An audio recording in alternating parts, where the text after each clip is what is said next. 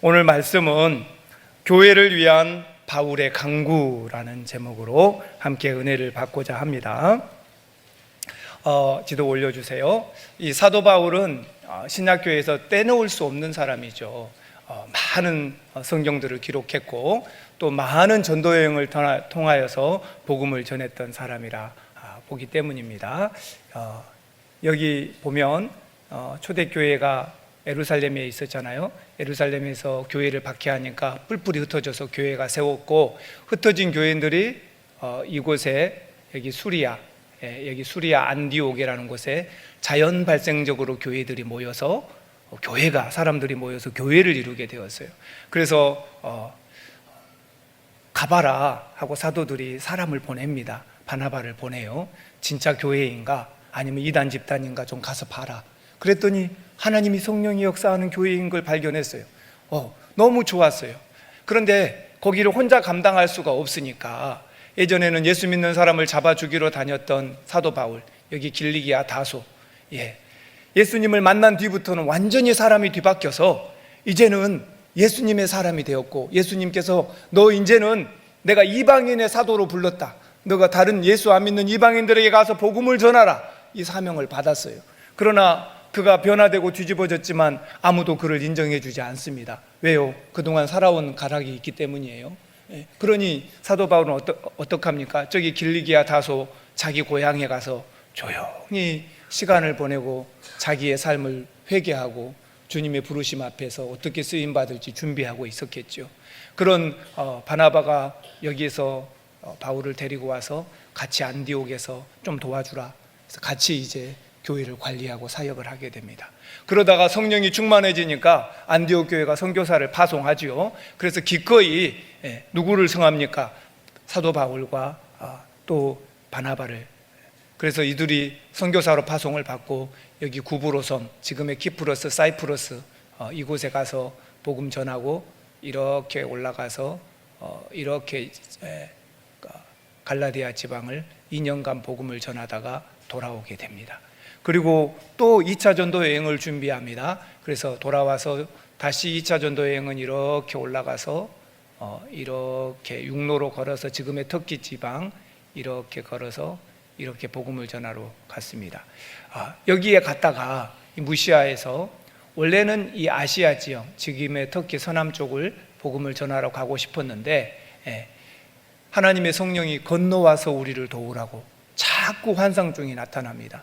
그래서 건너와서, 그래서 여기 유럽 쪽으로 이렇게 건너가게 됩니다. 지금의 그리스이죠. 그래서 유럽으로 건너가서 여러분이 보는 것처럼 이렇게 네아폴리를 통해서 빌립보 지역으로 복음을 전하러 가고, 빌립보 쪽에 갔다가 귀신 들린 여종 하나를 고쳐줬는데, 그런데 그 귀신 들린 걸로 돈 벌어먹고 살던 주인이 고발을 해서 사도 바울이 빌립보 감옥에 갇히고, 바울과 실라가 뜨겁게 기도했더니 밤중에 옥문이 열리고, 이런 걸 경험해요. 그리고 제발 우리 지역에서 좀 나가주시라고 그래서 떠납니다.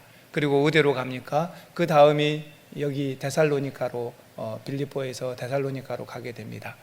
데살로니카로, 암비볼리 지나서 데살로니카로 가게 되는데, 이 데살로니카에 갔더니 데살로니카가 어떤 곳인지 우리가 잠깐 보면은, 지도를 뒤로 쭉 빼줘 보세요. 아주 제일고로 넓게. 반대로요. 이게 최고로 뺀 겁니까?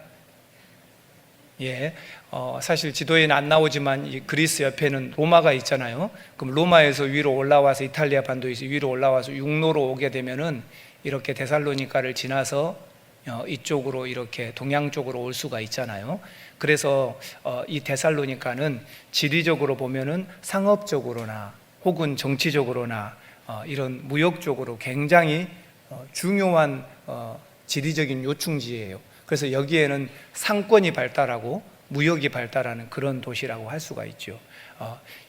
우리가 잘 알고 있는 그 알렉산더의 부하 카산더가 BC 315년에 이곳 도시를 알렉산더 부하 카산더가 점령하고 도시를 확장시킵니다.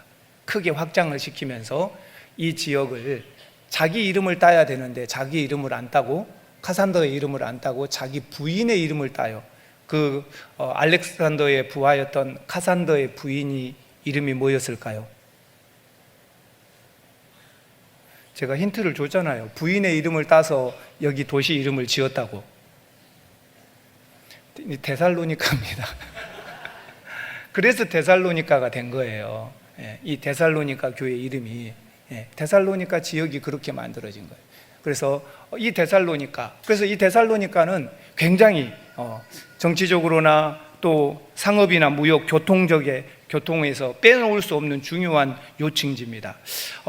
사도행전 17장을 보면은 딱 사도 바울이 전도하러 다닐 때 봤더니, 이곳에 갔더니 아까 얘기한 것처럼 데살로니카에 갔더니 벌써 유대인이 많이 정착해서 살고 있는 거예요. 그럼 사도 바울은 어떻게 거기서 전도했는가? 회당에 들어가서, 유대인들은 매주 안식일마다 회당에 모이잖아요. 그 회당에 가서 누구든지 회당 앞에 서서 자기 의견을 얘기할 수 있는 거예요. 20살 넘으면 누구든지. 그러니 거기 회당 앞에 가서 이제 성인이 되면 할 수가 있어요. 그러니 거기 가서 사도 바울이 전하고 강론을 하게 됩니다. 근데 얼마밖에 못 하냐면 새 안식일밖에 못 해요. 새 안식일밖에. 그런데 이렇게 강론하는데 성경을 꺼내놓고 강론합니다. 첫 번째 누구냐? 구약 성경에 나와 있는 예수 그리스도, 그분, 구약에는 메시아라고 부르죠. 헬라 성경에는 그리스도라고 부르고, 메시아도 기름 부음을 받은 자, 그리스도도 기름 부음을 받은 자, 히브리어와 헬라어. 그래서 그 메시아, 그 기름 부음은 받은 자, 우리의 왕이 되시고 우리의 선지자가 되시고 우리의 대제사장이 되시는 분, 그분이 누구인지 아냐? 구약 성경에서 이렇게 말해준 이분이 누구인지 아냐? 그분은 고난을 받아야 된다고 얘기하고 있다. 우리를 위해서 해를 당해야 한다고 얘기하고 있다. 그리고 우리를 대신해서 죽으셔야 한다고 얘기하고 있다. 죽은 지 부활한다고 얘기하고 있다. 그 얘기를 자꾸 구약을 찾아내서 예수 그리스도의 고난과 죽음에 대한, 우리를 위한 구속사역에 대한 이야기를 자꾸 풀어서 설명해 줍니다. 그러니까 예수님 그런 분이다, 이런 분이 구약의 메시아다, 그러고 풀어서 자꾸 설명을 해줘요. 그리고 나서 내가 전하는 이 예수님이, 내가 지금 전하고자 하는 이 예수님이 바로 구약의 메시아이시다, 신약의 기름 부음 받은 자이다, 그리스도이시다. 그리고 그분은 십자가에 못 박히셔서 우리를 대신해서 진짜 질고를 지고 죽으셨다. 그리고 그분은 3일 만에 부활하셨습니다. 이 예수님이 구약에 얘기한 메시아이십니다. 신약의 그리스도이십니다. 저와 여러분을 위하여 하나님이 준비하신 하나님의 어린 양인 겁니다. 이렇게 새 안식일을 강론을 했어요. 그랬더니 경건한 헬라인들이 나 예수님을 따르겠습니다 하는 사람이 많이 생겨났어요. 얼마나 감사해요. 또 헬라의 귀부인들, 그러니까 한마디로 말하면 남편이 힘 좀 쓰는 사람들이에요. 그 귀부인들이 우리도 예수님을 믿겠습니다, 그리고 사도 바울을 따르는 무리가 많아졌어요. 얼마나 감사해요. 그러나 공식적으로는 새 안식일밖에, 세 번밖에 설교하지 못했어요. 물론 안식일이 아닐 때 개인적으로 찾아왔다면 더 복음을 전할 수 있었겠지만, 안타깝게도 공식적으로는 새 안식일밖에 못했어요. 그래도 교회가 만들어진 거예요. 근데 문제는 어디 있습니까? 여기 유대인들인 거예요. 유대인들은요, 유대교하고 우리 기독교하고 다른 점이 뭐예요? 유대교는 아직 예수 그리스도를 자기들이 기다리던 메시아라고 인정하지 않는 겁니다. 앞으로 메시아가 와야 한다고 기다리고 있는 사람들이에요. 기독교는 우리를 위해 십자가에 죽으신 그분이 바로 메시아다고 믿는 거예요. 그러니 예수님이 메시아이시고 우리의 기름 부음 받은 자이고 우리를 대신해 죽은 그리스도라고 얘기할 때 제일 화가 난 사람들이 누구였겠습니까? 유대인들이, 유대교회. 더구나 사도 바울, 너는 얼마 전까지만 해도 10년 전까지만 해도 예수 믿는 사람을 잡아 죽이러 다니던 우리의 충복이 아니었냐? 근데 네가 예수를 전할 수 있냐? 하고 다른 사람이 전했다면 덜 흥분하겠지만, 사도 바울은 유대교 입장에서 보면 배신자잖아요. 그러니까 더 흥분한 거예요. 그래서 사도 바울을 죽이려고 하죠. 그러니 사도 바울이 어떻게 했습니까? 이 데살로니카에서 속히 떠났어요. 새 안식일밖에 못하고. 그리고 떠나서 어디로 갑니까? 베레아로 갑니다. 그랬더니 거기까지 쫓아와서 또 사람들을 선동해서 바울을 또 죽이려고 그러는 거예요. 그래서 속히 부랴부랴 도망가서 어디로 갑니까? 여기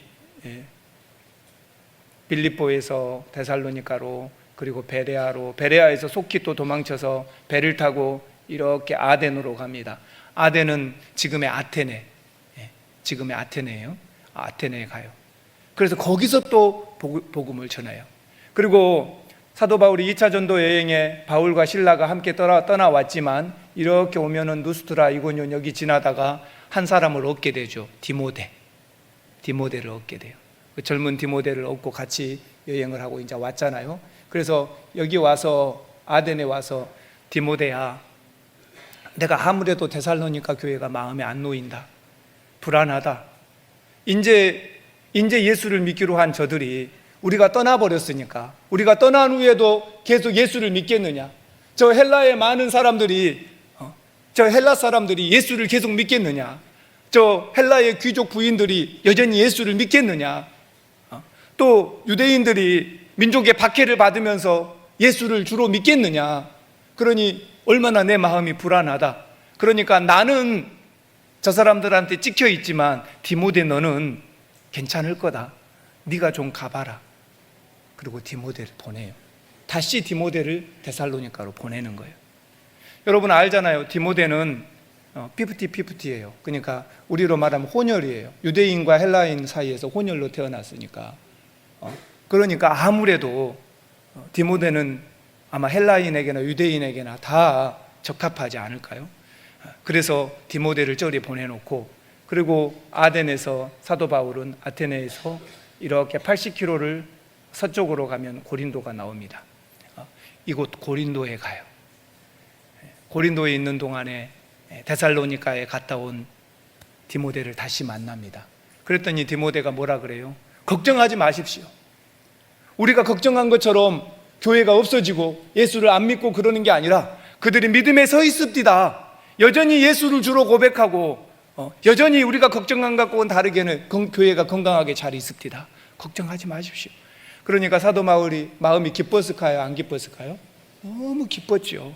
목회자적인 입장에서 한번 생각해 보세요. 이제 만들어진 신성교회가, 새롭게 만들어진 이 새 교회가 불과 3주 만에 교회가 만들어졌잖아요. 예수를 주로 고백하는 사람들이. 근데 그 주인공이 떠나버렸으니 그 교회가 온전하겠어요? 그럴 때 얼마나 많이 흔들렸겠어요. 그러나 디모데가 가서 보고 오니까 우리가 떠나고도 여전히 믿음 안에 살더이다. 얼마나 감사하고 기뻐요. 그래서 사도 바울이 이 기쁨과 감사를 편지로 적어서 보내는 거예요. 이것이 오늘 저와 여러분이 보고 있는 디모데 전서입니다. 그러면 디모데 전서, 사도 바울이 긍정적인 교회가 긍정적으로 잘 있다는 소식을 듣고 너무 기뻐서 칭찬과 권면과 위로가 담겨있는 다정한 편지를 쓰게 됩니다. 이게 바로 고린도 전서이죠. 오늘 고린도 전서, 데살로니가 전서이죠. 데살로니가 전서를 저와 여러분이 보면서, 고린도에서 보낸 편지입니다. 보면서 1장을 보면은요, 너희가 믿음을 가진 지 얼마 안 되었는데, 믿음 가진 지 얼마 안 된 너희가 이렇게 믿음을 지키고, 우리가 떠나도 믿음을 지키고 있다고 하니까 내가 몹시 기쁘다, 이 말을 해요. 그러면서 또 2장으로 넘어갑니다. 2장에는 우리도 빌립보에, 이 데살로니가에 오기 전에 빌립보에서 우리도 어려움을 당했다, 감옥에도 들어가고 고통에 있었다. 그러나 우리가 하나님의 복음을 전하기 위하여서 하나님이 보내시니까 데살로니가에 와서 복음을 전한 거 아니냐. 그러니 사람에게서 영광을 구하지 말고, 우리는 아무에게도 폐를 끼치지 말고 우리 스스로가 밤낮 없이 일하면서 데살로니가에 복음을 전했다. 복음을 전하는 사람들은 이런 마음으로 사는 거다. 그러니 너희도 힘들고 어려움이 있겠지만 복음 안에서 살려고 해봐라, 이렇게 하는 거죠. 그러면서 2장 후반절에서 얘기합니다. 우리가 전한 복음을 또 하나님의 말씀으로 받은 너희를 보면서 우리는 하나님께 감사할 수밖에 없다. 그러면서 그렇게 얘기합니다. 우리가 우리의 동족인 유대인들한테 이렇게 예수 믿는다고 박해를 받지 않느냐. 너희도 아마, 너희 헬라인들도 너희가 예수를 믿기로 해버린 순간 너희 헬라 동족한테 박해를 받을 것이다. 그래도 기뻐해라. 그래도 복음 안에 살아라. 이러면서 사도 바울이 격려를 해줍니다. 그러면서 3장으로 넘어가서 그렇게 얘기합니다. 우리가 너희에게 가려고 하지만 사탄이 우리가 너희에게 가는 걸 방해하고 막고 있다. 그래서 가지 못한다. 그러나 너희는 우리 예수님의 재림하실 그때에 우리의 자랑이다. 그렇게 얘기하죠. 우리의 자랑이다. 여러분, 사도 바울이 데살로니가 교회에 예수 믿고 교회가 생기고 예수 믿는 사람이 생겨날 때 하늘에서 하나님은 얼마나 기뻐하겠어요. 그럴 때에 저 교회에 누가 세웠냐? 그러면 사도 바울이 접니다. 제가 세웠습니다. 얼마나, 제가 거기 복음 전했습니다. 얼마나 자랑이 되겠냐 그 말이에요. 너희는 우리의 자랑이다. 예수님이 재림 때에 우리의 자랑이다. 그러면서 한껏 데살로니가 교회를 축켜 세워줍니다. 그러면서 오늘 본문의 말씀을 하는 거예요. 우리가 사탄의 방해로 지금 너희한테는 못 가지만 너희 교회를 위해서 기도하련다. 간절히 예수님 앞에 간구하련다. 그 내용이 오늘 본문이에요. 우리는 이 본문을 저와 여러분이 함께 보면서 사도 바울은 데살로니가 교회를 위하여, 세워진 교회를 위하여 어떻게 하나님 앞에 간구했는가, 그 간구를 보면서 저와 여러분들도 우리도 이런 모습으로 살아야겠구나 함께 다짐해 보실 수 있기를 바랍니다. 첫 번째 교회를 위한 사도 바울의 간구는요, 한번 따라합시다. 부족한 믿음이 성장하기를. 할렐루야. 10절 11절을 보니까 사도 바울이 밤낮으로 주야로 너희들을 위해서 간구하겠다, 기도하겠다고 합니다. 그건 뭡니까? 너희의 얼굴을 보고 너희를 다시 만나서 너희 믿음이 부족한 것을 채워주고 싶은데, 보충하기를 원하는데, 하나님 아버지께서 우리에게 길을 열어주사, 예수님께서 우리에게 길을 열어주사 다시 너희에게 돌아가서 너희의 부족한 믿음을 채워주기를 간절히 기도한다, 이렇게 얘기합니다. 사도 바울의 기도는 뭡니까? 첫머리에 하나님께서 이렇게 얘기해요. 그러나 하나님께서 이 일은 해주셔야 한다는 거죠. 하나님이 하셔야 한다는 뜻이에요. 하나님께서 우리에게 그 일을 해주시기를 원한다. 예수님께서 해주기를 원한다. 인간의 노력으로는 안 되더라, 그 말이에요. 주야로 간구한다, 이렇게 얘기합니다. 이거는 이중적으로, 심히 간구한다라는 말에는요, 이중적으로 강조된 부사예요. 그래서 우리가 그 친구들한테 너 그 말 진짜냐 그러면 진짜냐, 참말로, 진짜로 이렇게 얘기하잖아요. 그렇게 두 번 얘기하면 강조가 심하잖아요. 그런 것처럼 여기 심이라는 말도 굉장히 강조한 이중 강조 부사입니다. 그래서 다니엘 3장 22절에 보면 다니엘의 세 친구들을 풀무불에 넣을 때에도 보면 맹렬히 타는 풀무불이라 그러잖아요. 거기에도 이 같은 단어가 쓰였어요. 심이. 우리가 번역된 건 심이. 근데 이거예요. 그래서 그냥이 아니라 사도 바울이 진짜로 심히 간구한다는 거예요. 근데 여기 보면 한층 더라는 표현이 있어요. 근데 한층 더라는 표현하고 심이라는 말이 두 개가 함께 쓰였어요. 그러니까 원문을 보면은, 그러니까 한층 더 심히 간구한다. 그러니 심히 한층 더 간구한다. 우리말로 하면은요, 과도하게, 심히, 매우, 우리 그런 거예요. 굉장히 강조할 때 쓰는 말이에요. 그래서 너희를 위해서 내가 엄청나게 과도할 만큼 심하게 기도하겠다라는 뜻이에요. 밤낮 없이 기도하겠다는 거예요. 뭐가? 너희들의 믿음이 성장하기를. 어때서? 우리가 다시 가서 예수 그리스도 안에서 하나님이 우리에게 길을 열어주어서 너희를 다시 만나고 너희의 믿음이 성장하기를, 너희의 부족한 믿음이 성장하기를. 이 부족하다라는 말은 늦다, 그런 뜻이에요. 뒤에 온다라는 뜻입니다. 데살로니가 교회 내 성도들은요, 그들이 환난 가운데서 흔들리지 않고 견고한 믿음을 소유했습니다. 그러나 안타까운 것은 그들의 신앙적인 지식은 매우 짧았어요. 겨우 3주밖에 못했으니까. 그러니 그들의 신앙은 짧아요. 데살로니가 교인들은요, 이웃 사람들이 인정할 만큼 모범이 되는 열정적인 신앙의 열정을 갖고 있는 사람들이었어요. 그리고 누구보다도 순수한 사람들이었어요. 그리고 순수하고 열정적인 사람이 있는데, 그 순수하고 열정적인 사람 옆에 좋은 사람이 바르게 가르쳐줘야 되겠잖아요. 근데 순수하고 열정적인 사람 앞에 사기꾼이 붙어봐요. 그러면 순수하고 열정적인 것이 좋아집니까, 나빠집니까? 굉장히 위험해져 버려요. 저 순수하고 열정적인 사람 옆에 이단이 붙어봐요. 그러면 그 순수하고 열정적인 사람이 잘못돼 버려요. 크게 잘못돼 버려요. 그러니 순수하고 열정적인 건 굉장히 좋은 거죠. 데살로니가 교인들이 누가 봐도 순수한 교인들이었고 열정적인 교인들이었어요. 사도 바울이 떠난 다음에도 교회가 유지되고 예수를 주로 고백하면서 믿음 생활을 했으니까. 그런 열정적인 사람들 앞에 잘못된 사람이 붙어봐요. 큰일이죠. 그러니 사도 바울 입장에서는 안타까운 거예요. 열정적이고 순수한 건 맞는데 그 옆에 그들의 신앙의 기초가 없으니까, 신학적 지식이 없으니까 잘못된 사람들이 붙으면 교회가 어디로 갈지, 산으로 갈지 바다로 갈지 모르는 거예요. 여러분, 아무리 성능이 좋은 빠른 배면 뭐합니까? 그 빠르고 좋은 배가 방향을 잡지를 못해요. 그러면 그 배는 미안하지만 위험한 거예요. 더 위험한 거예요. 빠를수록 위험한 거예요. 빠를수록. 어제 우리 청년들하고 수련회 하면서 이제 마지막 물놀이 한번 하면서 제트스키를 이렇게 탔어요. 근데 그 제트스키에 이 5명, 6명 태워가지고 그냥 물 위를 시속 한 70, 80으로 달리다가요, 드리프트를 샥 해버리면은 360도 회전을 해버리는데 사람이 밖으로 튕겨나갈 것만큼 와, 위험한, 아니 180도만 하지 360도를 해버리나 싶을 정도로 위험하다, 그런 생각이 들어요. 근데 제트스키가 시속 5km만 달리면 어떻게 될까요? 예? 안 위험하겠죠. 안 위험하겠죠. 예. 근데 재미는 없겠죠. 안 위험하겠죠. 빠른 배는 위험해요. 아차 하는 순간에 잘못 운전하면 물 밖으로 튕겨나가면 큰일이죠. 순식간에. 예. 어제도 보니까요, 촥 시속 한 70 달리다가 배가 브레이크를 밟으니까 확 멈춰버리니까 배 앞에 머리가 물속으로 훅 들어가요. 그러니까 어마어마한 물보라가 올라와서 그 타고 있는 청년들을 그냥 확 덮쳐버려요.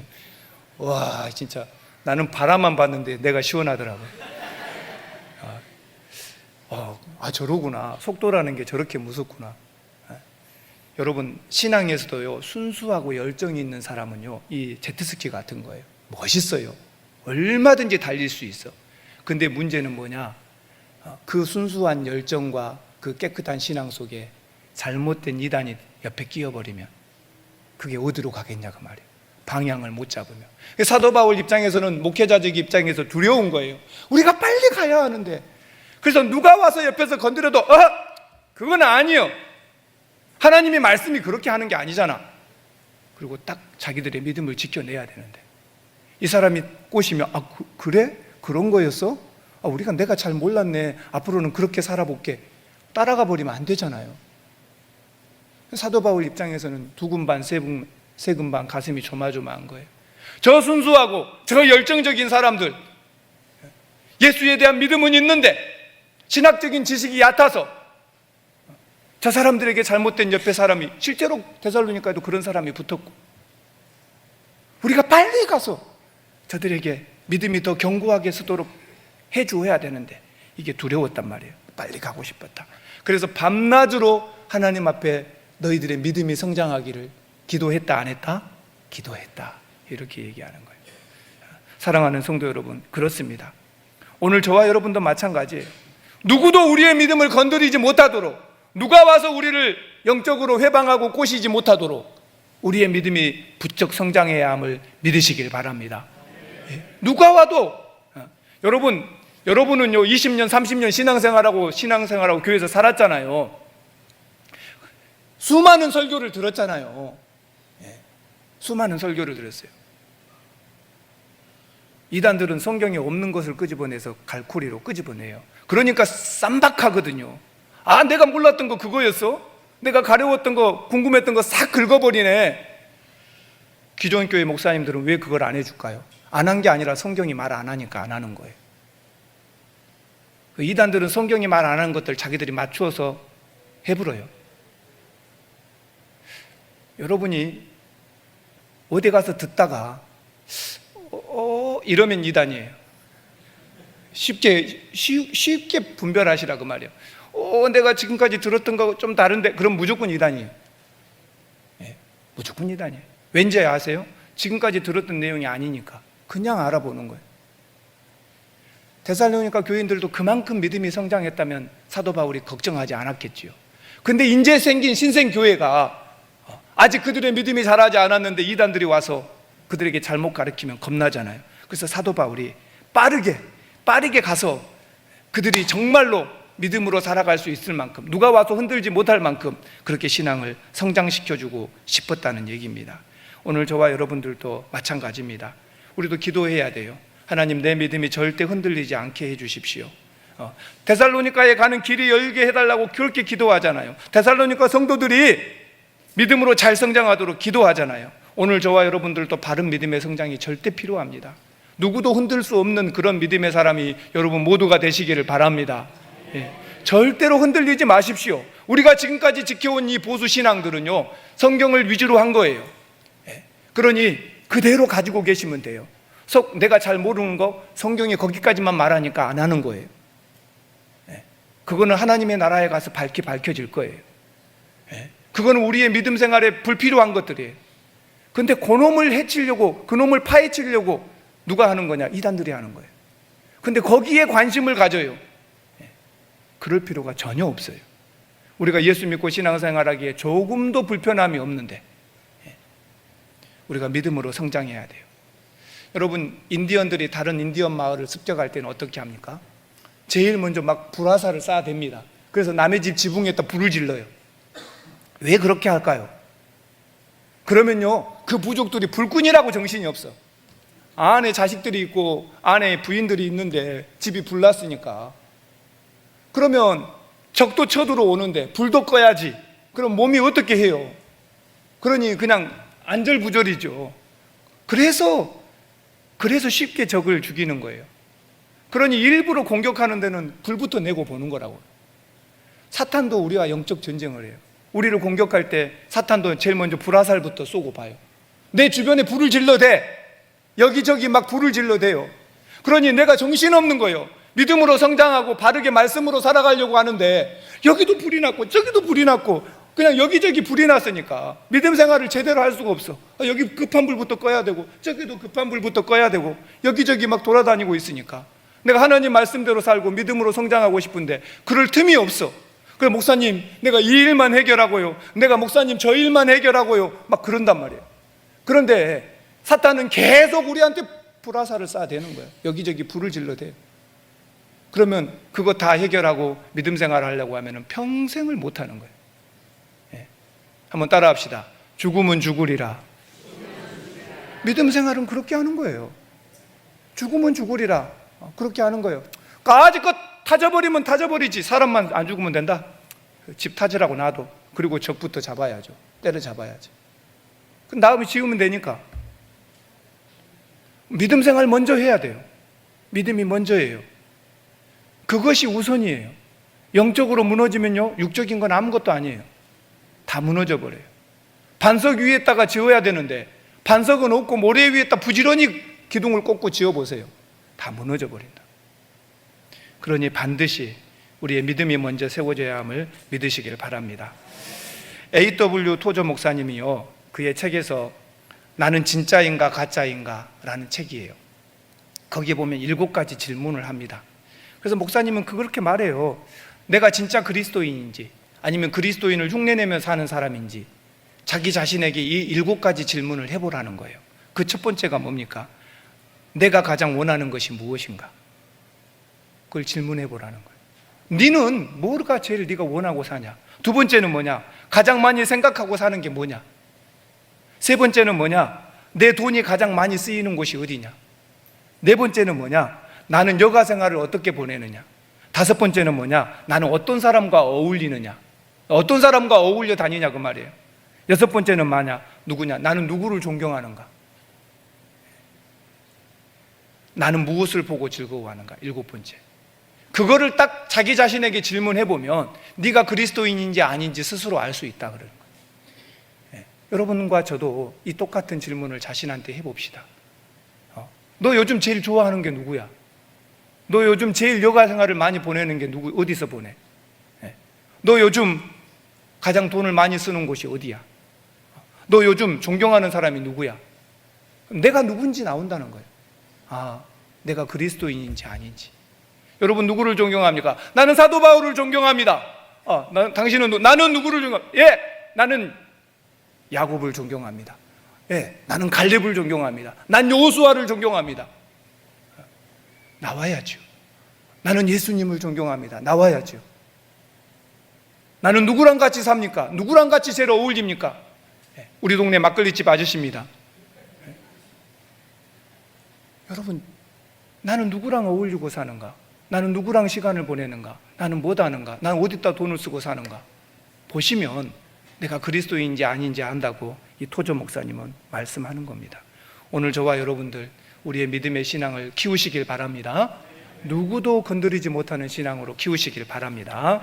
두 번째, 교회를 위한 바울의 강구는 뭡니까? 모든 사람에 대한 사랑이 넘치기를 강구한다는 거예요. 데살로니가 교회에 12절에 그렇게 얘기하잖아요. 피차 너희가 서로 사랑해라. 데살로니가 교회는 헬라파, 또 유대인들 이 서로 다른, 그러니 서로가 은근히 물과 기름 같은 모습이 있었겠죠. 근데 서로 사랑해버리란 말이에요. 근데 그 사랑은 당연한 것이고, 거기서 한 발 더 나가서 교회 밖에까지 품고 사랑해주는 마음을 가지라는 거예요. 다시 말하면 아가페적인 사랑, 하나님의 사랑으로 거기를 넘어선 사랑을 하라는 겁니다. 우리는 그렇게 살아야 합니다. 교회는 그렇게 살아야 합니다. 사랑하는 성도 여러분, 교회는요, 교회 안에서만 사랑하고 사는 게 아닙니다. 교회 안에서 서로 사랑하고 사는 건 당연하고, 교회를 넘어서서 세상 밖으로 예수 그리스도의 사랑을 전하고 사는 것이 교회인지를 아시길 바랍니다. 예, 우리가 한국의 지성이라고 하는 이어령 박사, 그분은 참 좋아요. 이분은 88 올림픽 행사를 자문했던 사람이고 이화여대 교수였던 사람인데요, 한국의 지성인이요, 주변 사람들이 그러면 당신 왜 교회 가냐고, 당신 같은 지성인이 그냥 집에서 조용히 성경 보고 혼자 찬송하고 살면 되지 뭐 굳이 교회 가냐고 다 그랬어요. 그때 이어령 교수가 항상 그런 얘기를 해요. 배고프면 어디 가냐? 너는 식당 간다. 그럼 너는 뭔가 궁금하고 찾아보려면 어디 가냐? 도서관 간다. 그러면 너는 심심하면 어디 가냐? 극장에 간다. 너는 몸이 아프면 어디 가냐? 병원에 간다. 그러면 너한테 물어볼게. 너 먹어도 배고프고, 너 마셔도 목마르고, 몰라도 배워도 또 모르겠고, 그럼 너는 어디 가냐? 답을 못하는 거야. 교회는 그런 곳이다. 당신 같은 지성인이 왜 꼭 교회까지 가냐고.